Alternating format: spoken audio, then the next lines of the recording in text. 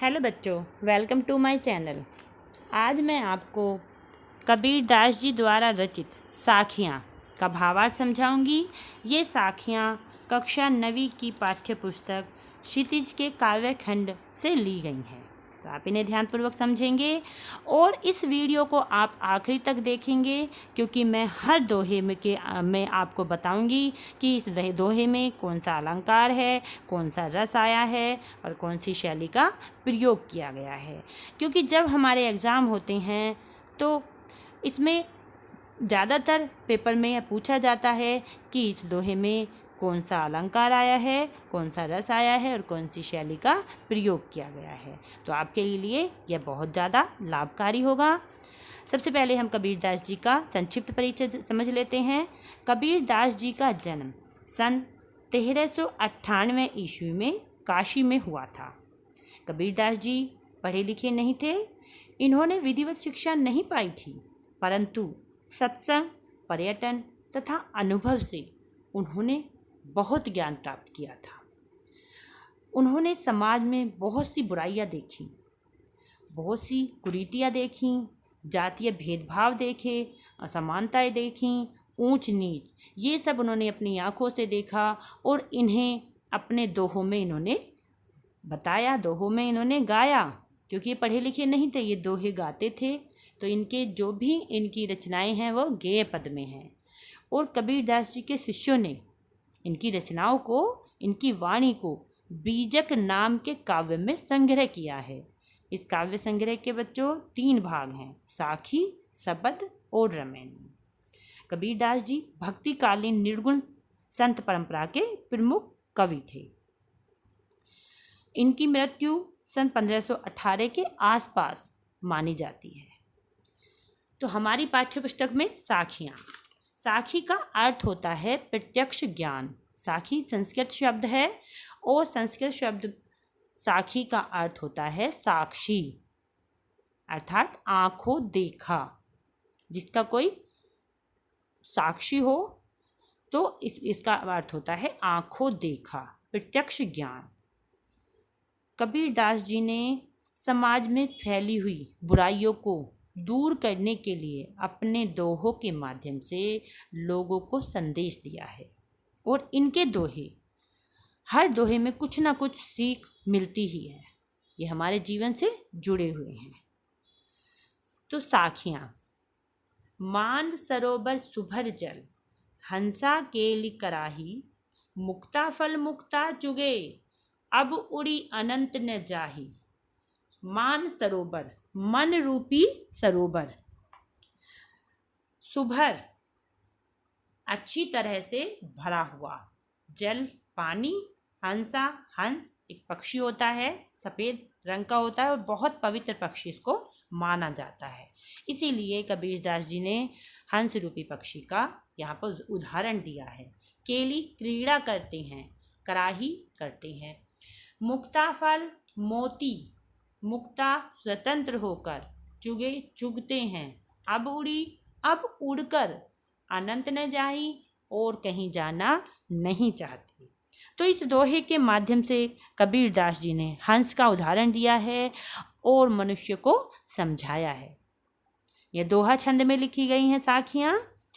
तो कबीर दास जी कहते हैं कि मान सरोवर में जल पूरी तरह से भरा हुआ है, स्वच्छ जल है, निर्मल जल है, और उस जल में हंस क्रीड़ा कर रहे हैं, खेल रहे हैं और स्वतंत्र होकर मोती चुग रहे हैं।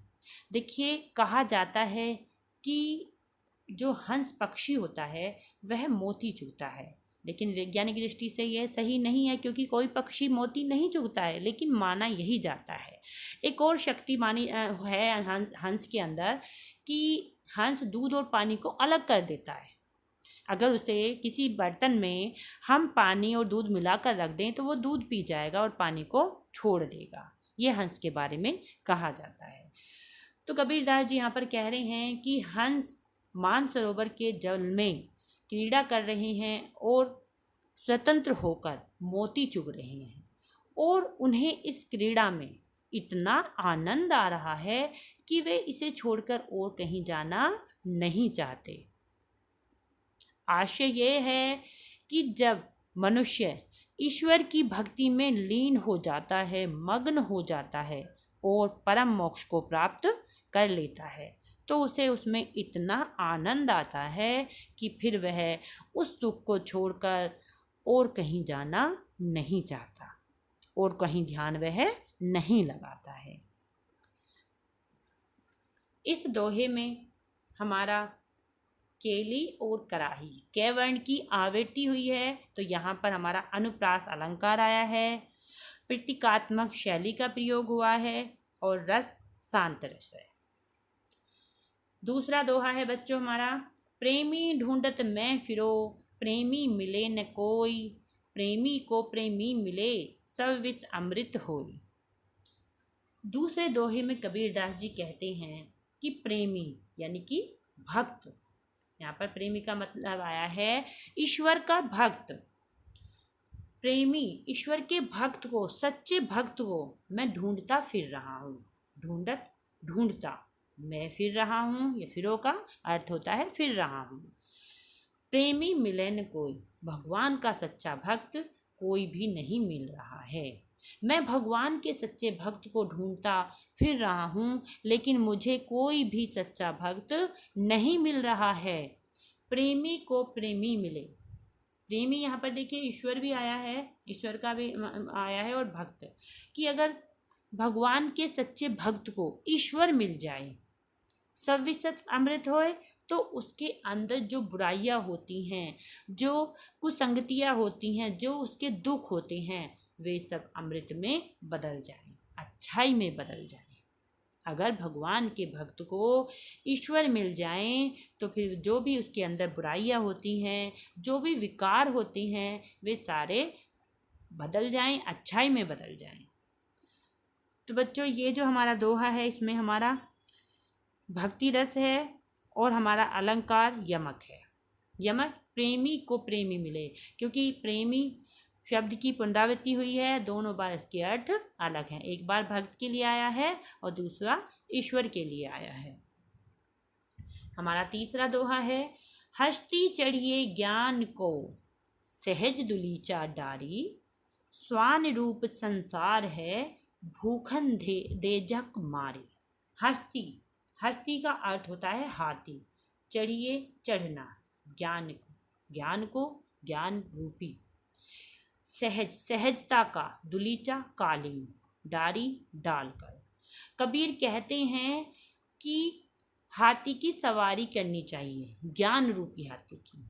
ये नहीं कि आप हाथी की सवारी करो, नहीं, उन्होंने कहा है कि ज्ञान रूपी हाथी की सवारी करनी चाहिए और सहजता का दुलीचा कालीन ओढ़ लेना चाहिए, जिससे कि जो संसार कुछ कह भी रहा है तो उसका तुम पर असर ना हो, उनकी बातों का कुछ भी असर ना हो। स्वान, देखिए यहाँ पर कबीरदास जी ने संसार को कुत्ते के समान बताया है। स्वान, स्वान का अर्थ होता है कुत्ता, भूकन भोंकना, धेजक मारी वक्त बर्बाद करना।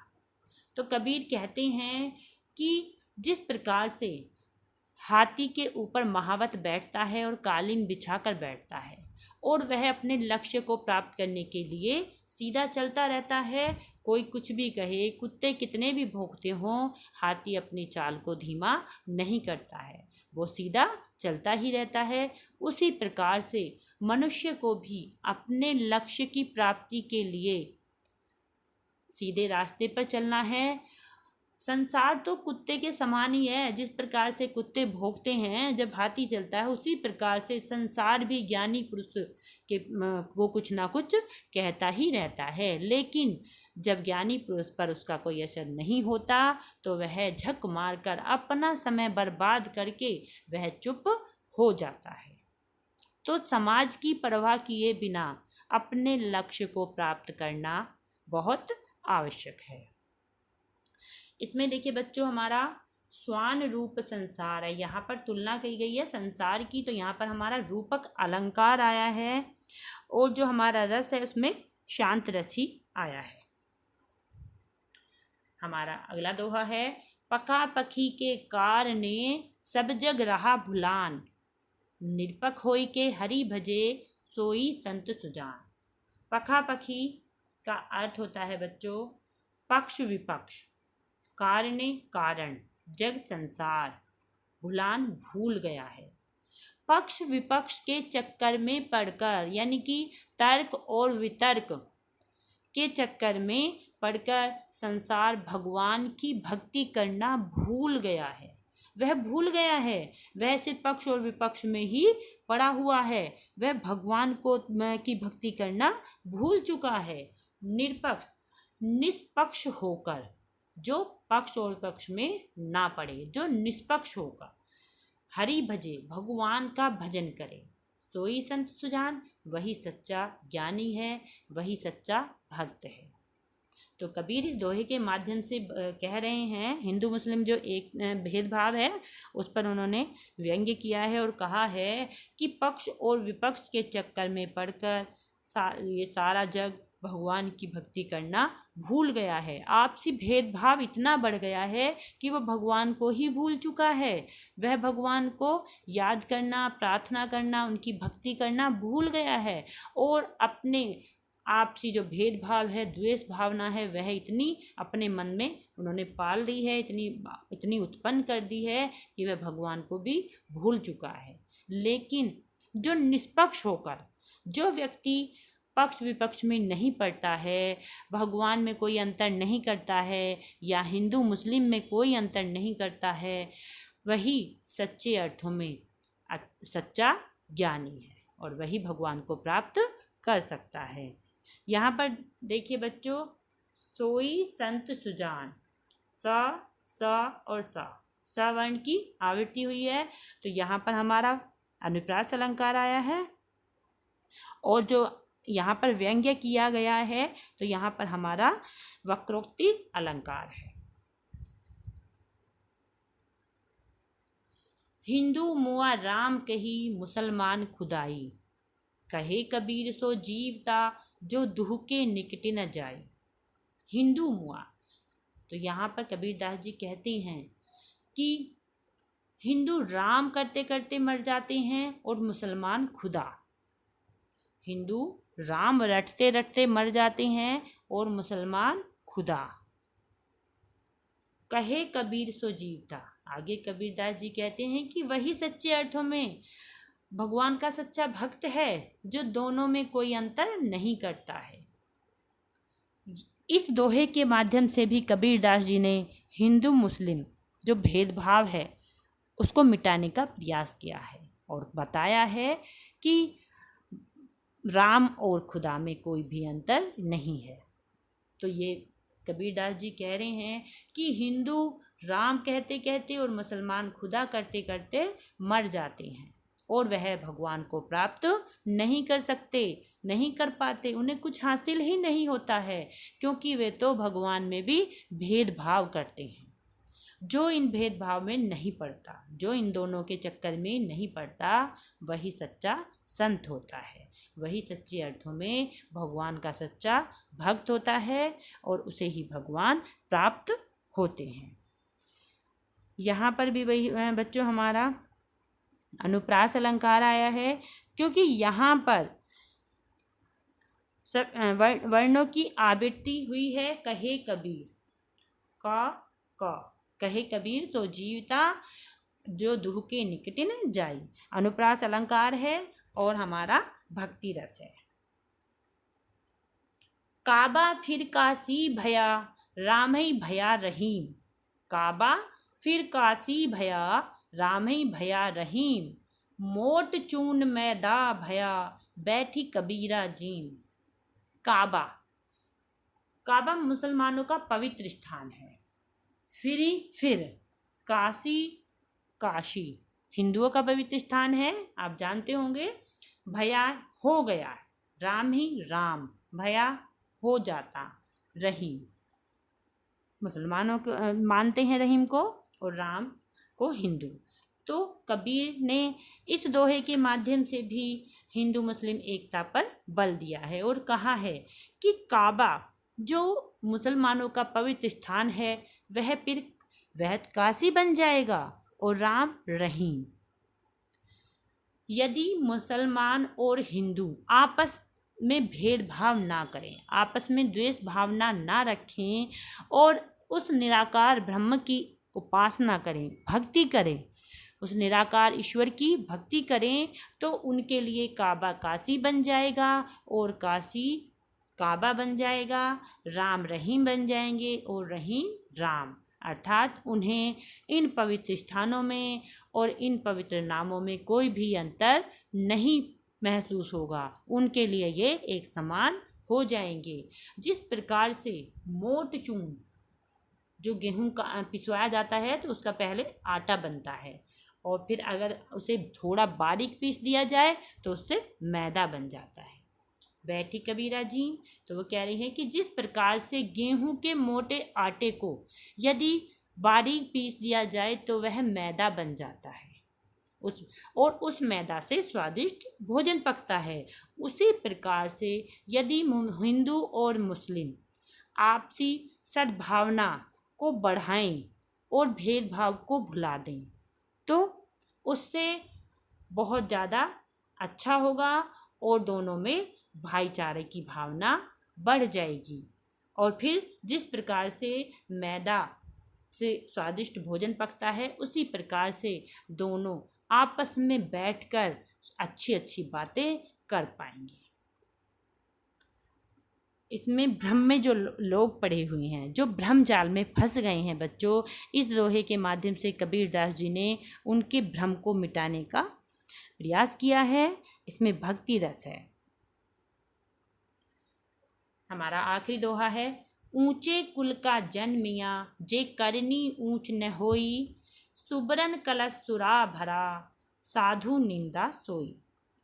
ऊंचे कुल, उच्च कुल, जन्मिया जन्म लेना, जे करनी जो कर्म, ऊंच न होई ऊंचे न हो, सुबरन का अर्थ होता है सोना स्वर्ण, कलश पात्र होता है जिसमें कुछ चीज़ें रखी जाती हैं, सुरा मदिरा भरा भरा पूरा पूरा पूरा भर जाना।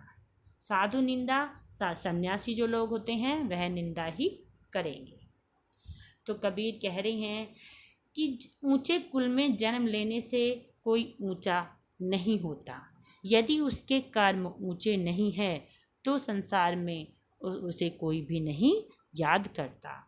जिस प्रकार से सोने के कलश में, सोने का कलश है और उसमें मदिरा भरी हुई है और हमें पता है, साधु लोगों को भी पता है और हमें भी पता है कि कलश तो बहुत सुंदर है, हम देख रहे हैं बड़ा सुंदर है, लेकिन उसके अंदर क्या है, मदिरा, तो हम उसे हाथ भी नहीं लगाएंगे क्योंकि उसके अंदर अच्छी चीज़ नहीं है। भले ही एक मिट्टी का घड़ा ले लो और उसमें पानी है, शीतल निर्मल पानी है, तो हम उसे पीने के लिए बहुत ज़्यादा इच्छुक होंगे और उसके पास चले जाएंगे। लेकिन अगर हमें पता है बहुत सुंदर एक कलश है लेकिन उसके अंदर मदिरा है तो हम उसको हाथ भी नहीं लगाएंगे। कहने का अभिप्राय यह है कि जो साधु लोग होते हैं वह उसकी निंदा ही करते हैं। उसी प्रकार से यहाँ पर इन्होंने उदाहरण दिया है कलश का कि यदि ऊंचे कुल में जन्म लेने पर ऊंचे अच्छे कर्म नहीं करते बल्कि उसके अंदर बुराइयां होती हैं तो सब लोग उसकी निंदा ही करेंगे। जो व्यक्ति होता है उसकी जो पहचान होती है उसके कुल से नहीं होती है, उसके कर्मों से होती है। बहुत से राजा भी रहे हैं, महान राजा रहे हैं, लेकिन उनको कर्मों से याद किया जाता है, और कुछ बुरे रहे हैं उन्हें भी याद किया जाता है उनकी बुराई से। लेकिन जैसे हमारे महात्मा बुद्ध राजा थे लेकिन उनके कर्म बहुत ऊंचे रहे हैं, ऊंचे कुल में जन्म लिए लेकिन कर्म भी बहुत ऊंचे थे। महात्मा गांधी एक साधारण परिवार में जन्मे थे लेकिन हम उन्हें अच्छे कर्म थे तो वो हमारे राष्ट्रपिता हैं। तो इसी प्रकार से कबीरदास जी ने भी कहा है कि यदि मनुष्य के कर्म ऊंचे नहीं हैं तो वह ऊंचा नहीं बनता, उसकी पहचान उसके कुल से ना होकर उसके कर्मों से होती है। धन्यवाद बच्चों, मैं आशा करती हूँ कि आपको ये अच्छे से समझ आया होगा।